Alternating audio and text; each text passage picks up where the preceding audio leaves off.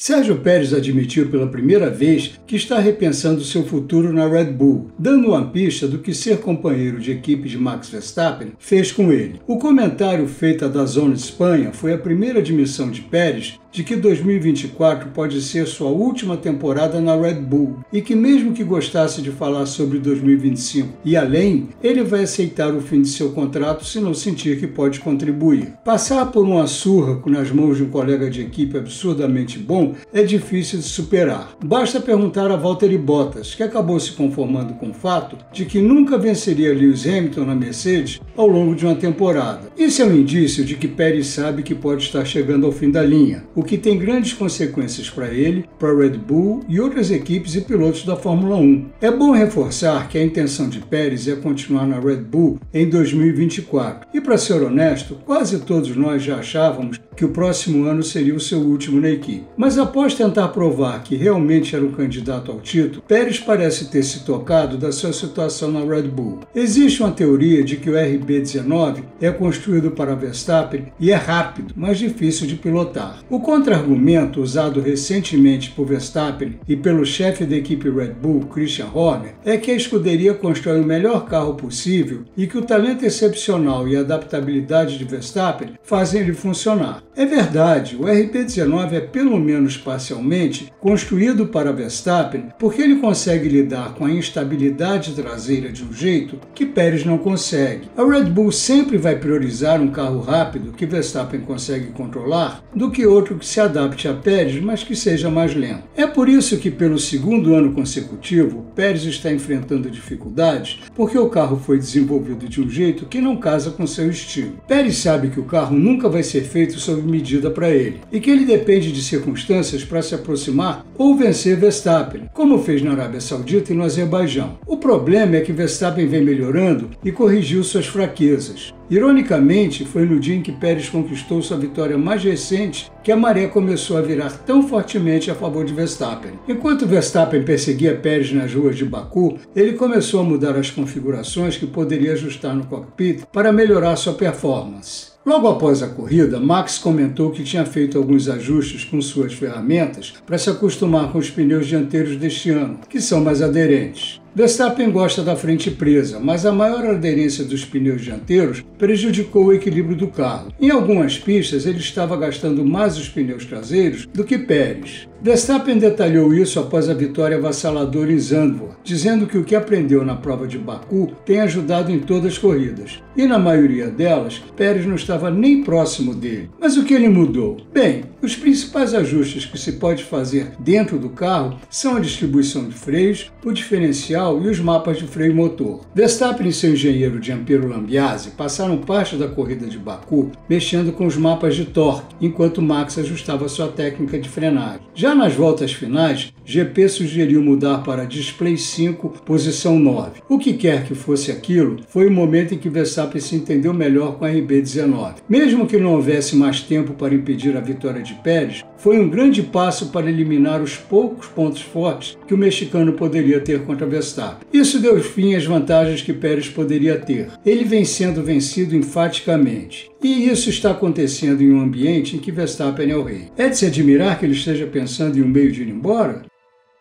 Mesmo parecendo tolice ele se afastar da melhor equipe, a opção mais competitiva para Pérez, na verdade, pode não ser o melhor time. Pérez já teve uma boa carreira na Fórmula 1 e resistiu bem para alguém que foi constantemente subestimado e descartado como piloto pagante. Mas este não é o quadro completo. No começo do ano, antes de Verstappen aumentar tanto sua vantagem sobre ele, Pérez disse que tem uma família no México e não se submeteria a isso se não acreditasse que poderia ganhar o título. É um tremendo desgaste mental ser derrotado semana após semana e saber que não vai ganhar o título enquanto estiver ao lado de Verstappen. Pelo visto, Pérez está começando a aceitar isso. Ele chegou a pensar em deixar a Fórmula 1 e se dedicar à família quando foi descartado pela Racing Point para dar vaga para Sebastian Vettel em 2021, com contrato ainda em vigor. Foi a oportunidade na Red Bull que impediu Pérez de se retirar. Mas agora que ela está chegando ao fim, será que Pérez vai adiar a opção por uma vida mais equilibrada? Ele precisa ver se há razão para continuar. Tudo o que ele quer é ter chance de ganhar corridas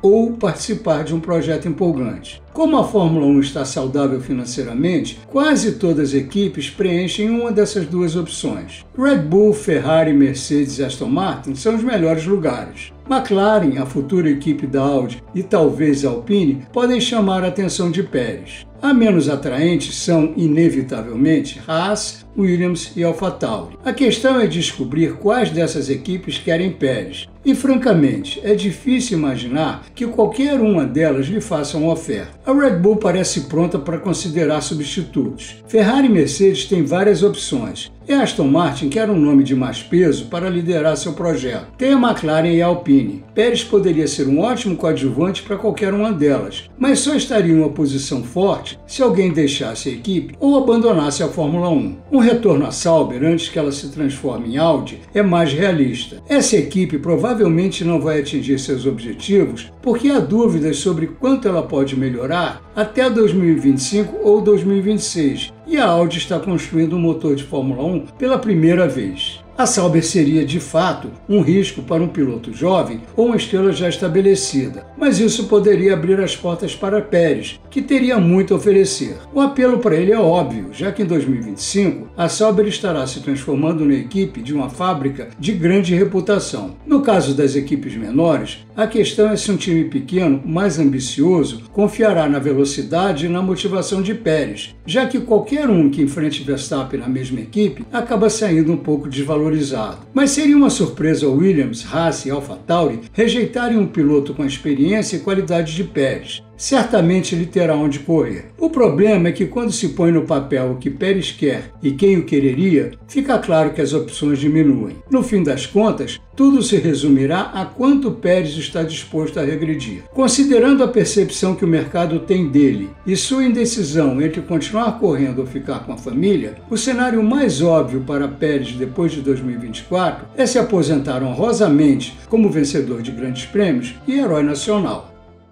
Se a Red Bull não renovar o contrato de Pérez ou se ele resolver sair antes de ser afastado, a equipe vai precisar de um substituto. A conversa sobre quem poderia substituí-lo em 2025 é bem parecida com as especulações deste ano, quando se perguntava quem ocuparia o lugar dele em 2024. Há candidatos dentro da própria Red Bull. Daniel Ricciardo é um deles. Embora sua tentativa de convencer a Red Bull de que pode ser o escudeiro de Verstappen tenha sido prejudicada pela mão quebrada e pela ausência de várias corridas. As opções jovens são Yuki Tsunoda e Liam Lawson, mas como Tsunoda é um protegido da Honda, há uma chance considerável dele mudar para a Aston Martin em 2026, junto com a montadora japonesa, e a Red Bull passar de parceira à adversária da Honda. Quanto a Lawson, ainda não foi decidido se ele está pronto para uma vaga fixa na AlphaTauri. Portanto, ele nem é considerado para a Red Bull Racing. Mas ao contratar Pérez, a Red Bull mostrou que aceita recrutar pilotos de fora de seu viveiro. Por que não faria a mesma coisa para substituí-lo? E há um candidato óbvio, Lando Norris. O contrato dele com a McLaren vai até 2025, mas ele é ligado à Red Bull com insistência. E de fato, a Red Bull está de olho nele há anos. Essa é uma perspectiva fascinante. Norris é altamente valorizado e é claramente um dos melhores pilotos da Fórmula 1. É extremamente rápido, adaptável e conhece Verstappen muito bem. Mas isso pode criar problemas para a Red Bull. Não é provável que ela tope desestabilizar a dinâmica da equipe contratando um companheiro tão competitivo. Mas o fato é que ela mantém Norris em uma lista bem curta de pilotos que conseguiriam conviver com Verstappen. Ele também seria uma apólice de seguro se a irritação de Verstappen com um longo calendário da Fórmula 1